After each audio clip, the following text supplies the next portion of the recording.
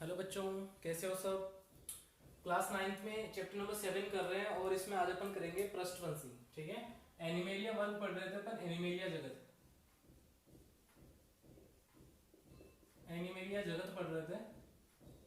और इसका जो है अपन आज पढ़ेंगे दूसरा भाग, व पृष्ठवंशी।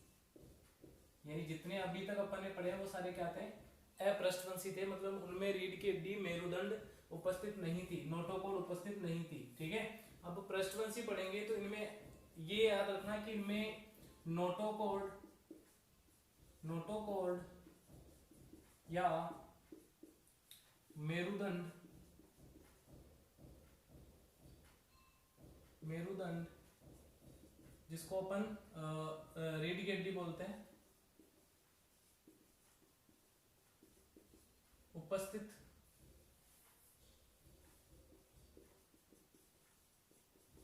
उपस्थित होती है। ठीक है ना। पृष्ठवंशियों में क्या होती है, रीढ़ की हड्डी, मेरुदंड, तो ये क्या होती है, उपस्थित होती है। ठीक है, नोटोकॉर्ड। ये याद रखोगे आप लोग इसमें कि ये हमेशा जो है द्विपार्श्व सममित, जितने भी इसमें अपन संघ पढ़ेंगे वो सारे क्या होंगे, जितने भी जंतु होंगे वो द्विपार्श्व सममित एवं त्रिकोरिकी होते हैं, त्रिकोरिकी। अब ये द्विपार्श्व सममित और त्रिकोरिकी अपन पढ़ चुके हैं। ठीक है, द्विपार्श्व सममित और त्रिकोरिकी। द्विपार्श्व सममित मतलब जैसे हमारी बॉडी है, हमारी बॉडी दो बराबर भागों में बटी हुई है, तो ये क्या है, द्विपार्श्व सममित। त्रिकोरिकी मतलब उनका शरीर जो है तीन जो है लेयर से बना होता है, तो ये त्रिकोरिकी होते हैं। और उसके बाद में तो ये आप लोग याद रखोगे। ठीक है, अब अपन इसमें पहला वर्ग करने जा रहे हैं, इसका पहला संघ करने जा रहे हैं। जो है इसको 5 वर्गों में बांटा गया है। तो पहला है मत्स्य, पहला अपन पढ़ेंगे मत्स्य वर्ग। ठीक है, मत्स्य मतलब मछलियां वगैरह जो है वो कौन से वर्ग में आती है, मत्स्य वर्ग में आएगी। ठीक है, तो पहला अपन पढ़ेंगे इसका मत्स्य वर्ग। तो मत्स्य वर्ग में जो है सारी मछलियां आती हैं। तो इस वर्ग के प्राणी समुद्री या फिर लवणीय जल दोनों में पाए जाते हैं, या ये बोल सकते हो कि ये जीव समुद्री व अलवणीय जल यानी खारे और मीठे पानी दोनों में पाए जाते हैं।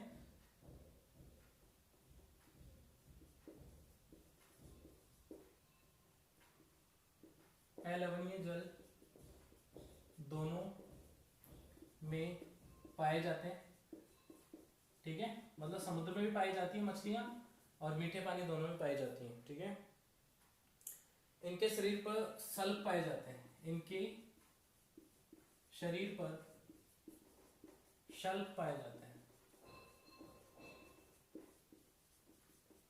शल्क मतलब होता है, बेटा देखो सल्क का मतलब समझना, ये क्या होती है कि इन मछलियों की या फिर कुछ जीवों में क्या होता है कि सल्क पाए जाते हैं।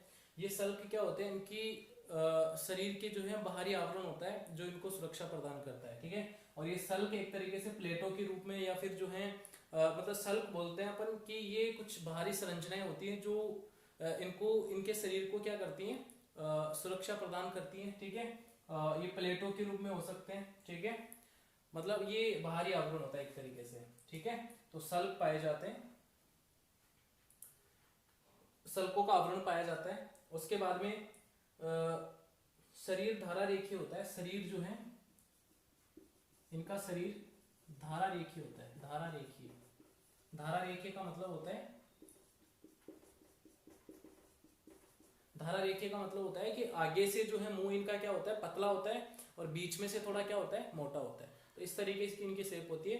धारा रेखीय होने का एक इनका बेनिफिट है, इनको जो है बहुत लाभ मिलता है इससे, ये आसानी से जो है जल में गति कर पाती है। धारा रेखीय शरीर ऐसा होता है कि जो पानी को चीरता हुआ आगे की तरफ बढ़ जाए, मतलब उस पे पानी का प्रतिरोध बहुत कम लगे।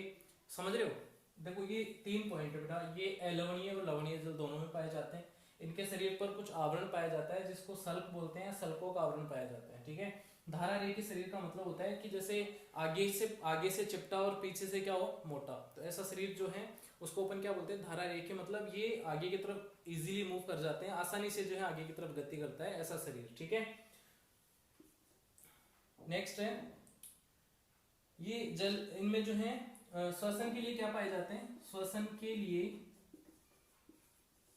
के लिए गिल्स, गिल्स या क्लोम बोलते हैं इनको, क्लोम पाए जाते हैं। ठीक है, इनके शरीर पर क्या पाए जाते हैं? दोनों साइड में, जैसे मछलियां होती है दोनों साइड में जो है क्या पाए जाते हैं? क्लोम या गिल्स पाए जाते हैं। इनके द्वारा जो है ये घुलित ऑक्सीजन, ऑक्सीजन पानी में घुली होती है उसको काम में लेते हैं। ठीक है, मतलब H2O के फॉर्म में पाया जाता है ऑक्सीजन, इस फॉर्म में आप याद रखोगे। ठीक है, ये असमतापी होते हैं, ये असमतापी होते हैं, असमतापी होते हैं। ठीक है, असमतापी का मतलब है कि ये इनका शरीर जो है ज्यादा ठंड सहन नहीं कर पाता है, ज्यादा ठंड सहन नहीं कर पाता है। ठीक है, असमतापी का मतलब हो गया कि मतलब इनका खून जो है वो क्या होता है? ठंडा होता है एक तरीके से। कोल्ड ब्लडेड इनको बोलते हैं अपन। कोल्ड ब्लडेड मतलब ये जो है ज्यादा ठंड सहन नहीं कर पाते, मतलब इनका खून जो है एक तरीके से ठंडा होता है, इस तरीके से अपन बोल सकते हैं। ठीक है, और बाकी जैसे पक्षी वगैरह होते हैं तो वो क्या कर सकते हैं? ठंड में भी रह सकते हैं, बहुत ज्यादा गर्मी में भी रह सकते हैं, तो उसको अपन समतापी बोलते हैं। ये असमतापी होते हैं, मतलब ये ज्यादा ठंड भी सहन नहीं कर पाते और ज्यादा गर्मी भी सहन नहीं कर पाते, इस तरीके से अपन बोल सकते हैं। ठीक है, तो ये सारे इसके गुण हैं। और कंकाल जो है इनका हृदय जो है द्विकोष्ठकीय होता है। सबसे इंपॉर्टेंट बात है, इनका हृदय जो है वो क्या होता है? द्विकोष्ठकीय, द्विकोष्ठकीय। मछलियां जो है उनका हृदय कैसा होता है? द्विकोष्ठकीय। ठीक है, तो ये सारे पॉइंट आपको समझ में आ जाने चाहिए। सल्कों से इनका शरीर ढका होता है, धारा के गिल्स पाए जाते हैं, असमतापी होते हैं। ठीक है, कोल्ड ब्लडेड बोलते हैं, और द्विकोष्ठकीय शरीर होता है। मतलब हमारे जो हृदय है उसमें 4 कोष्ठक होते हैं, लेकिन इनकी मछलियों के क्या होते हैं? 2 कोष्ठक होते हैं। इंपॉर्टेंट लगा देना, स्टार लगा देना, बहुत पूछता है इसको। ठीक है, हृदय द्विकोष्ठकीय होता है। पूरा आप लिखोगे बेटा, मैं शॉर्ट में लिखता हूँ कभी कभी, है ना। ओके, तो ये सारे हैं। कंकाल अस्थि और उपास्थि दोनों से बना होता है। उदाहरण में विद्युत मछली, आरा मछली, रोहू, कुत्ता मछली, ये सारे जो है मछलियां होती हैं, तो ये इसके उदाहरण है। ठीक है, ये आपको अच्छे से आना चाहिए समझ में। अगला है उभयचर। अगला अपन करेंगे उभयचर। कौन सा वर्ग करेंगे? दूसरा, उभयचर।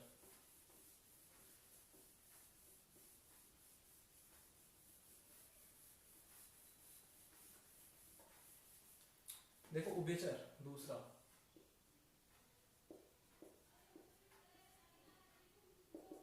उभयचर ऐसे जीव होते हैं जो पानी में भी रह सकते हैं और जो है स्थल में भी स्थल पे भी रह सकते हैं, मतलब दोनों जगह रह सकते हैं। ठीक है, पानी व स्थल दोनों पे रह सकते हैं, दोनों जगह रह सकते हैं। ठीक है, दोनों जगह रह सकते हैं। इनकी त्वचा पर सल्कों का अभाव होता है, मतलब सल्क नहीं पाए जाते हैं, सल्क नहीं पाए जाते। ठीक है, देखो प्लेटों या परतों के रूप में पाए जाते हैं, जो बाहरी आवरण होता है उसको सल्क बोलते हैं, तो इनमें नहीं होता है। ठीक है, नहीं पाए जाते, शल्क नहीं पाए जाते हैं। दूसरा है श्लेष्म ग्रंथियां पाई जाती है। श्वसन क्लोम, फेफड़ों अथवा त्वचा द्वारा होता है। तो श्वसन इसमें याद रखोगे आप लोग कि इनमें श्वसन त्वचा के द्वारा, फेफड़े भी होते हैं, कुछ में फेफड़े भी होते हैं, वह क्लोम द्वारा, तीनों द्वारा हो सकता है। मतलब इनमें कुछ जीवों में तो त्वचा के द्वारा होता है, कुछ में फेफड़ों के द्वारा, कुछ में क्लोम के द्वारा, या कुछ में जो है दोनों तीनों भी हो सकते हैं, तो क्लोम द्वारा होता है। ठीक है, जैसे मेंढक का मैंने 1-2 दिन पहले एग्जांपल बताया था कि मेंढक में त्वचा और फेफड़े दोनों पाए जाते हैं, तो उनसे दोनों से वो श्वसन कर सकता है। फिर है कि ये असमतापी प्राणी होते हैं, ये असमतापी होते हैं, असमतापी होते हैं। ठीक है, असमतापी का मतलब अभी समझा अपन ने। ये अंडे देते हैं तथा हृदय त्रिकोष्ठकीय होता है, अंडे देते हैं वह हृदय त्रिकोष्ठकीय होता है, त्रिकोष्ठकीय मतलब 3 कोष्ठक पाए जाते हैं।